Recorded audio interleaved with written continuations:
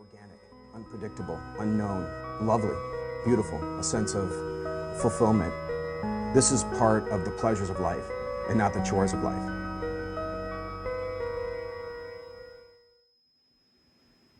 Just ahead on this Thursday morning edition of Daily Iowan TV, an unexpected visitor made a stop in Iowa City last night. Find out who next. Plus, later we give you a look into the crews responsible for cleaning up fall. Iowa wrestling will be spending a lot of time inside Carver this season. Find out their home slate and who's going to lead this team next. We have your latest news and sports coverage. Stay right where you are. Daily Iowan TV starts now.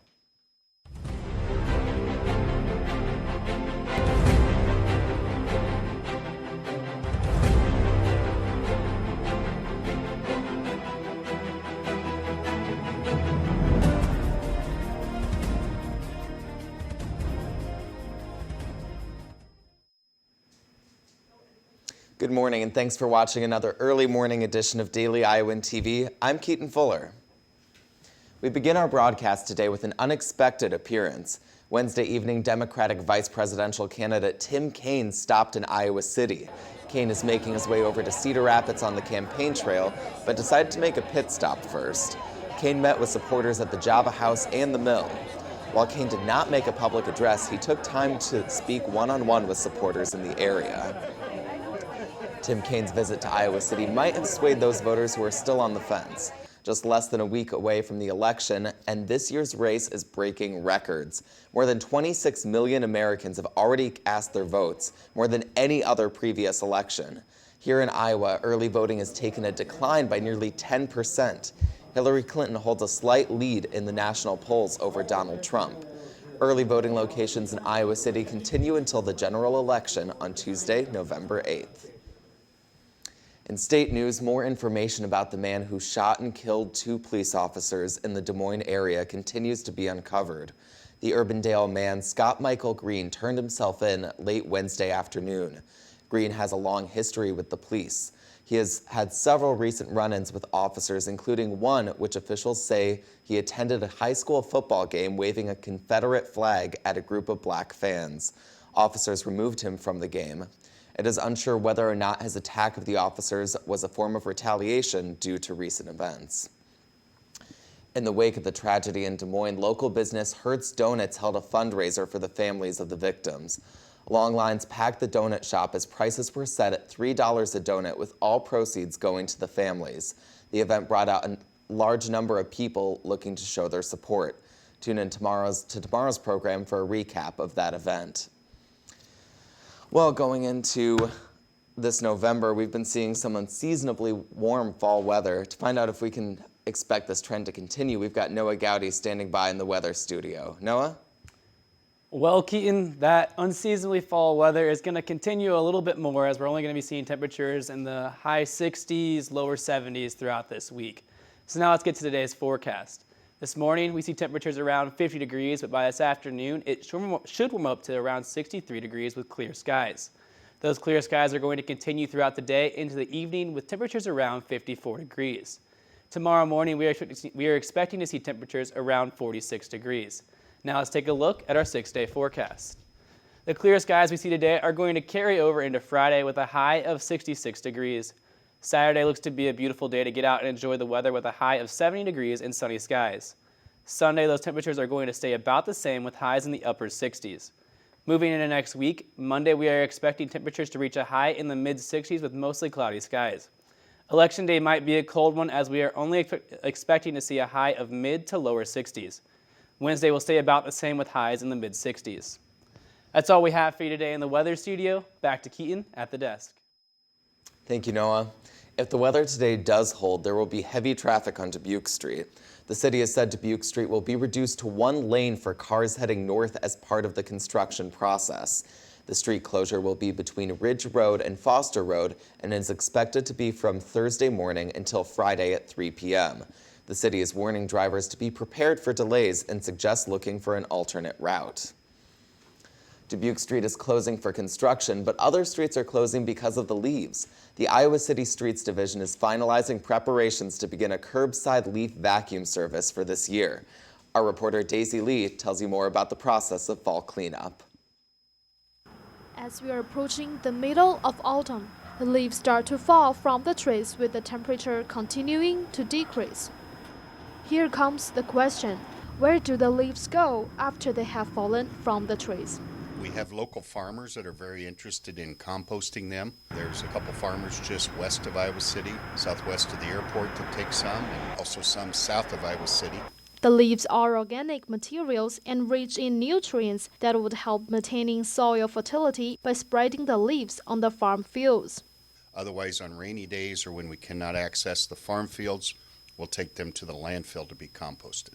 The Iowa City supply of 8 trucks that can handle 500 load of leaves per year and have 4 crews, about 5 people each, to use 2 trucks on each vac to work on 7 different cleaning routes through the mid of October to the end of November. However, there are always difficulties arising in the cleaning process. Our biggest thing is obstacles. If people would try not to park in front of the piles, that really helps us out. Even if far enough away that we can get our machine in and out, that really helps us out. It slows us down when we have to work around. The whole leaf cleanup process takes about 2 months to be completed. The Iowa City Street Division suggests residents to rake leaves in piles in front of houses like this to make it easier for street workers to vacuum. Reporting from Iowa City, Daisy Lee, Daily Iowan TV. Iowa City police are searching for a man who robbed the McDonald's on Highway 1 and Norman Trek Boulevard at 10:15 a.m. yesterday. Officers said the suspect is a white male who's balding in his mid to late 40s, wearing a brown coat, a black t-shirt, sunglasses, and jeans. The suspect ran from north to the restaurant. A weapon was not shown during the robbery and no one was injured. Anyone with information about this man should call the Iowa City Police Department. In national headlines this morning, 2 U.S. service members and 26 Afghan civilians were killed in an attack Thursday. Afghan U.S. troops were in a joint operation searching for senior Taliban commanders. U.S. military officials say the operation was an advise and assist mission in which U.S. fighters aided the Afghans who led the attack. This is the second report of U.S. casualties overseas in less than a month. Last night, the Chicago Cubs won the World Series for the first time in over 100 years. The final score was 8-7 and went into an extra inning. With downtown coverage of the game, Daily Iowan TV reporter Ryan Scott has more. This is Ryan Scott coming at you from downtown Iowa City during the final game of the World Series. I'll take you through some local establishments where Cubs fans have turned out in droves to see their team bring it home. By the time the first pitch is thrown, local businesses are close to bursting with Cubs fans. A lot of rowdy, good fans, most in good spirits. They definitely deserve this win. It's been a long road coming. Every home run leaves fans screaming. And when the Cubs finally made history and won the game, this is what happened.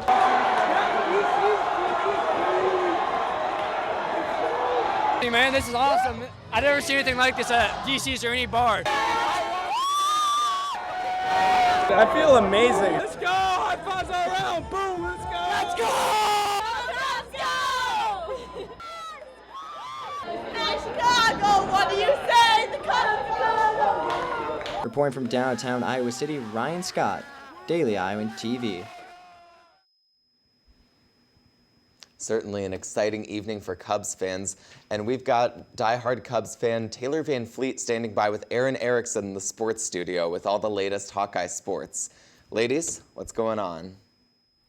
Yeah, Keaton, I still can't believe it's real, and I know myself and so many other Cub fans on campus are just so excited and couldn't be happier this morning.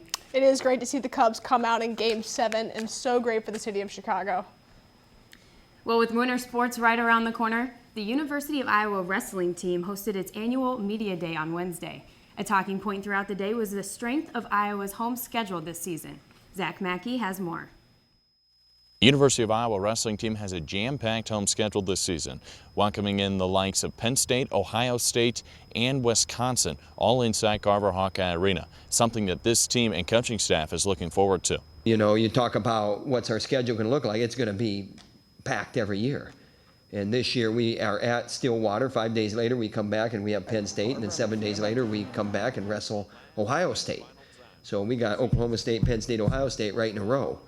Yeah, big home meets, that's exciting for the fans.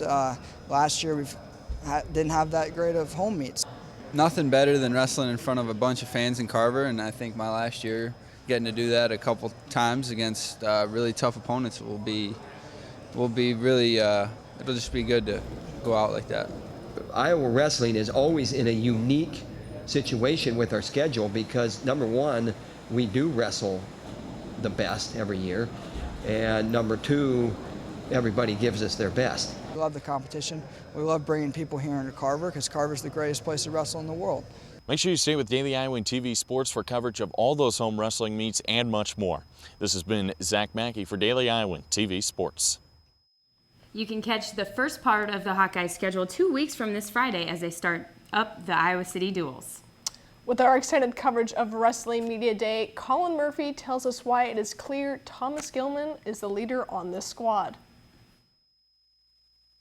Iowa Wrestling head coach Tom Brand's opening statement at Media Day was a brief, "We do like our guys," but his statement about his senior All-American was far from brief. This goes on all his gear. It's a warning to his opponents in the practice room, and it's serving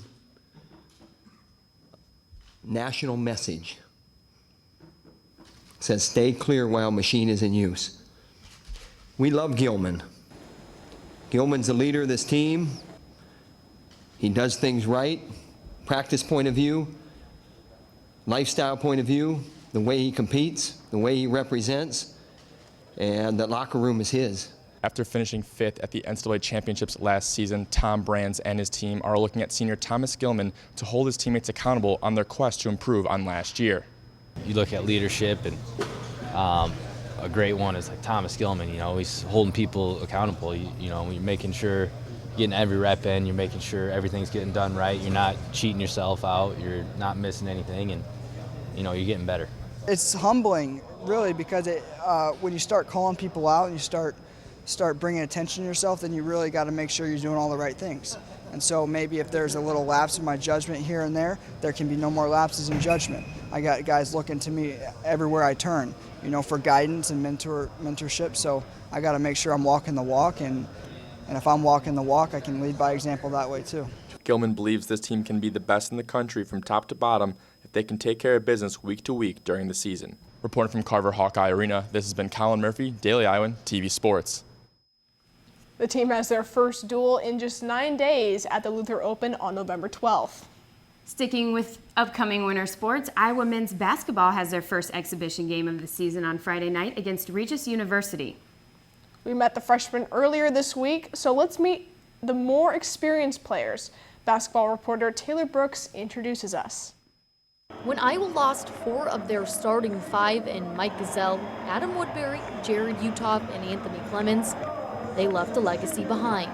Over time, over the course of a season, you know, there's a reason why that group won 89 games, because of essentially how they live their lives and how they prepared and how they work and how they train and how they support one another and how they overcome adversity. There's one starter left from that powerful crew, and it's Peter Jock. With a loss of leadership, this senior is ready to take on a heavier role. I'm in the best year of my life right now, and been shooting really well. Been playing off the ball and on the ball. I've been creating a lot of shots. Just been doing everything I used to do back in high school, and now I feel like I just got my whole body back, and also becoming a leader, something I haven't done in a long time. Really happy with Pete's development there, and as you know, it doesn't start Saturday when we officially started practice October 1st. It's, you know, kind of when the last year ends. Dale Jones sits alongside Jock as the only 2 seniors. While Jones was sidelined due to an injury last season, he's ready to work. I'm just working my way into each segment, not rushing anything, and I'm just trying to think longevity in this game. You know, I want to play, you know, years to come. So right now I just got to take my time and just, you know, I know it's hard, you know, hard to just watch on the sideline or do limited things, but I got to be smart about this because it's the second time and I probably won't get a third, so I got to be smart about it. Filling out the rest of the experienced players is redshirt sophomore Nicholas Baer, Christian Williams, Brady Ellingston, Dom Ewell, and Ahmad Wagner. That's all we have for sports today. Keaton, back to you at the desk. That'll do it for this Thursday edition of Daily Iowan TV. I'm Keaton Fuller. Have a great day, Iowa City.